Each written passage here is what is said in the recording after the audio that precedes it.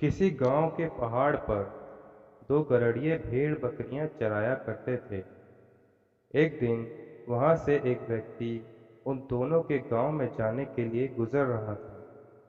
तो उसने उन दोनों से पूछा कि इस गांव के लोग कैसे हैं, क्योंकि मुझे आज रात इसी गांव में ठहरना है। प्रत्युत्तर में एक गड़रिये ने पूछा कि आपके गांव के लोग कैसे हैं। तो पथिक ने उत्तर दिया कि हमारे गांव के लोग तो बहुत ही ईर्ष्यालु, छल, कपटी और दुष्ट है। इस पर गड़रिये ने कहा, हमारे गांव के लोग भी वैसे ही दुष्ट, कपटी और ठगी हैं, अतः आप सावधान रहें। दूसरे दिन फिर एक व्यक्ति उन दोनों गड़ेड़ियों के गांव में जाने के लिए वहां पहुंचा। पथिक ने उन दोनों से वही प्रश्न किया। उसके उत्तर में गड़ेड़िये ने पहले की तरह प्रश्न दोहराया। पथिक ने कहा, हमारे गांव के लोग अतिथि सत्कार, वृद्धों का सम्मान करने वाले तथा परोपकारी और ईमानदार हैं।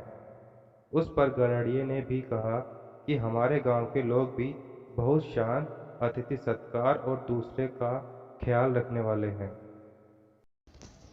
इस पर दूसरे गड़ेड़िये ने अपने मित्र से कहा कि कैसे तुम झूठ और विरोधाभासी बातें करते हो। कल ही तुमने एक पथिक से कहा था कि हमारे गांव के लोग दुष्ट, लालची और स्वार्थी हैं।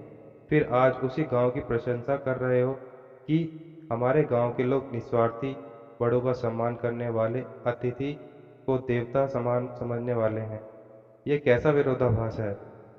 उस पर उसने कहा, ये दोनों व्यक्ति एक ही गांव के होने पर भी उनमें से एक व्यक्ति अपने गांव की प्रशंसा कर रहा था और दूसरा व्यक्ति अपने गांव की निंदा कर रहा था। इसका यही कारण है कि यदि आप ईमानदार हैं, निष्कपटी हैं, तो दूसरा भी आपको वैसा ही लगेगा। यदि आप स्वयं लोभी, स्वार्थी एवं कपटी है, तो दूसरा भी आपको वैसा ही लगेगा। इसलिए कहा गया है कि संसार मनोमय है, अतः मन को नियंत्रण कर अच्छाई की ओर अग्रसर करना चाहिए। इससे शांति ही शांति और सुख ही सुख मिलेगा, जैसे छाया हमारा पीछा नहीं छोड़ती।